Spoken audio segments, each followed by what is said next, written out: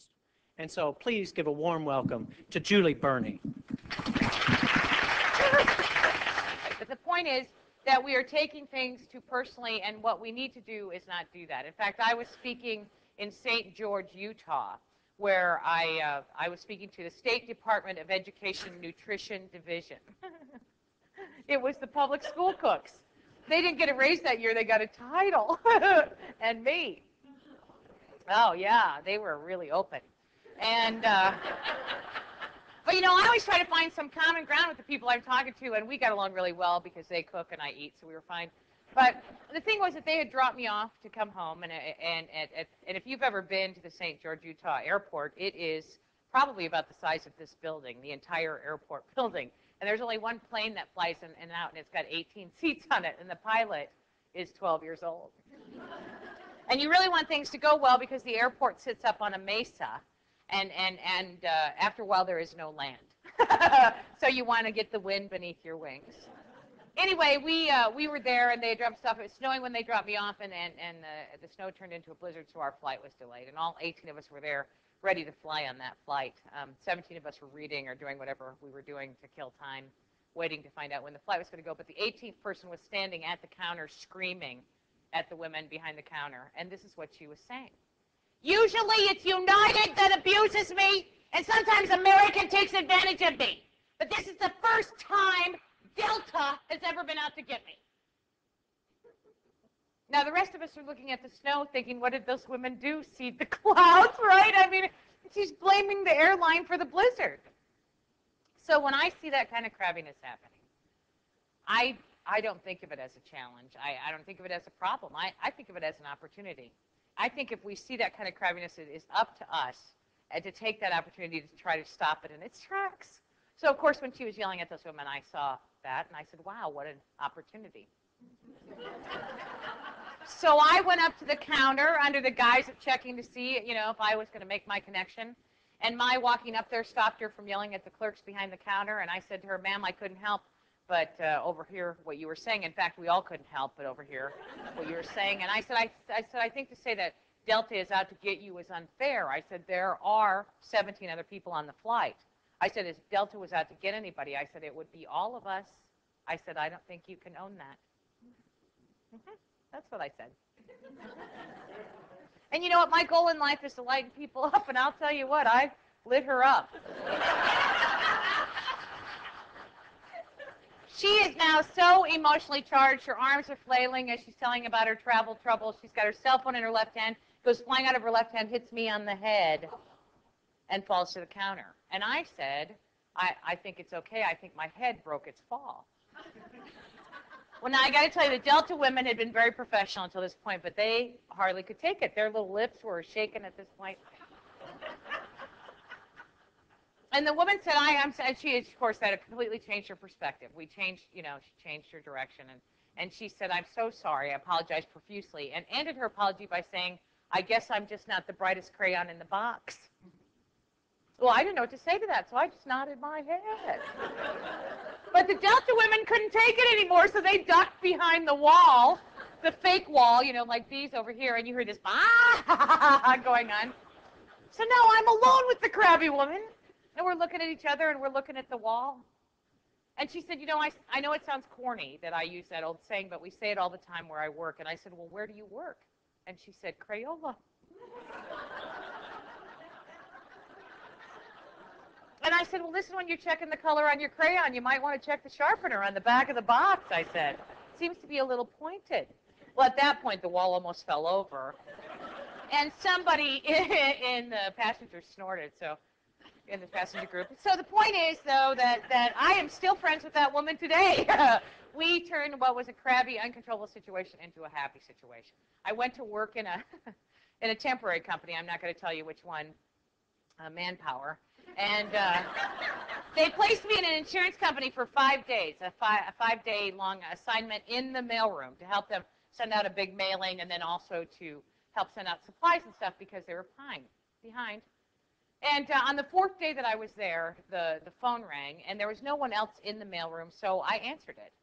And I'm telling you, when I picked up that phone, that man on the other end of the phone was crabby. He was angry. He was screaming. I had to hold the phone away from my ear. he was calling me names. Now, you're all professionals here. You'll understand why he was upset. But, you know, the thing is that I knew that I didn't have to take that crankiness on, that crabbiness, that anger, because I know that I irritate people, but not usually by saying, hello, mailroom, which was the extent of my relationship with that gentleman, right? Well, you'll understand why he was upset. He was calling from Texas, actually, and he had ordered envelopes to send out his policies and things, and when he got them in the mail that day, they were bent.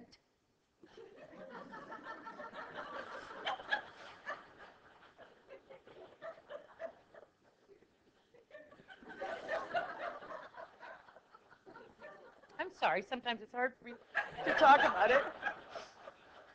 That's right, he had bent envelopes.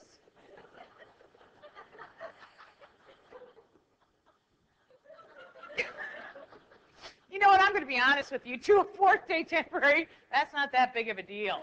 You know what I mean? But to this man, it's a crisis. My job is to help him, so I said to him, sir, I can't get you flat envelopes today. I said, I will overnight them to you, though, and I will pack them so well that the post office can kickbox them to Texas. And when you get them tomorrow, they'll still be flat. I said, sir, can you hold on till tomorrow for your or your flat envelopes? And he said he thought he could. So I filled out the order form the way that they had showed me to do it, and I repeated that back to him. And when I got done with that, I asked him if he felt better, and he said, excuse me? I said, sir, when you called, you were really upset. You were angry. I said, you called me some very interesting names, and I just want to make sure you're okay now. And he said, I did? And I said, well, sir, that was my perception.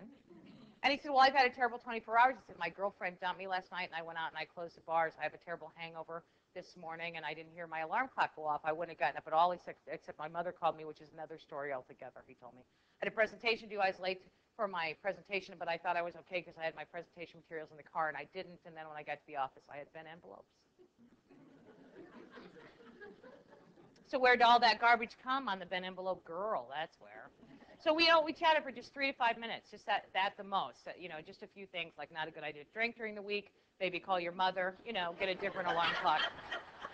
But this I know because I not only did my job as customer service person that day, but I also know that I did my job as a human being because I helped another human being have a better day. I also know that I did my job well, and that the people that worked with him owed me money. But what I didn't know was there's a policy at the insurance company, no personal phone calls during work time. So the supervisor walked in just on the last part of that conversation. And when I hung up the phone, she was standing behind me with her hands on her hips like this, and she said, Julie, who were you talking to? So I showed her the name on the order form, and she said, my God, that's one of the vice presidents of the company. And I, in my infinite wisdom, said, and? She said, and you're a mailroom clerk and a temporary one at that. You shouldn't be having a conversation with him. Well, I'm thinking this company gets uptight about a lot of little things. And there's nothing I can do about this, right? So I said to her, do you want me to call him back and tell him to never call me here again? And I learned right then and there that my supervisor had not yet found her sense of humor. So she said, no, just send him his envelopes. So I went in the other room and I packed up his envelopes. I packed them up with 3 boxes, bigger, with a lot of styrofoamy, popcorny stuff in between. But before I finished packing the first box that had the envelopes in it, I took an extra envelope and I bent it. I actually crumpled it up and I wrote, just kidding. And I put it on top of the flat envelopes, packed it, and shipped it overnight. Now, granted, that could have gone either way. But you know what? I had a day left. So that was my perspective. Well, what happened the next day was the gentleman sent me a dozen roses. And he called and he said, hey, thanks for helping me realize those bent envelopes weren't my trouble. I said, that's not a problem, sir. Do you still have those bent envelopes? And he said, yes, I do. I said, then why don't you put a big book on them? And he said, what? And I said, put a big book on them, sir. Then you'll have more envelopes than you know what to do with. And he said, that's a good idea. Why didn't you tell me that yesterday?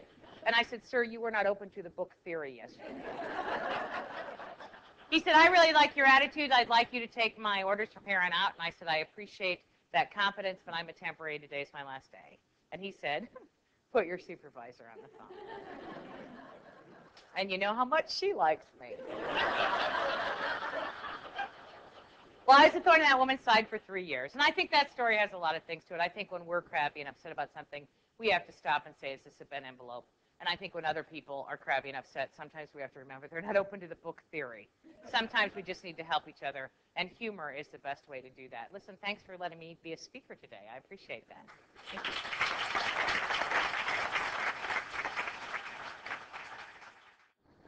Julie is hilarious. She's one of the funniest ladies I've ever met. When I first met her, she was an MC for a speaker showcase, and there was 10 speakers that we listened to. After it was over, I was asked, so which speaker did you like the best? And I said, actually, I like the MC the best. And I asked if she was a professional speaker or not, and they said yes. And so right after that, I booked her for one of our events. She spoke, it was a Career Improvement for Women Day, and the whole group just absolutely loved her.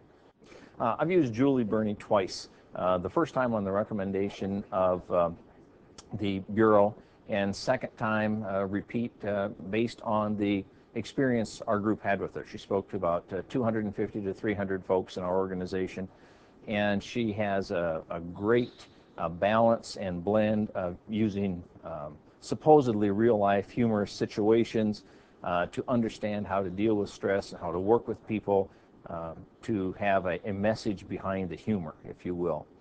And she definitely uses her skills as a teacher and an instructor to provide a great delivery of the message and the humor. Well, over the years, I've had several occasions to see Juli in a variety of different modes, as both a corporate trainer, as a keynote speaker, as a master of ceremonies, and even as an improv artist. And being a planner, I pay a lot of attention to the audience response as well as my own reactions. And I can guarantee that your audience will be absolutely delighted by Juli Burney.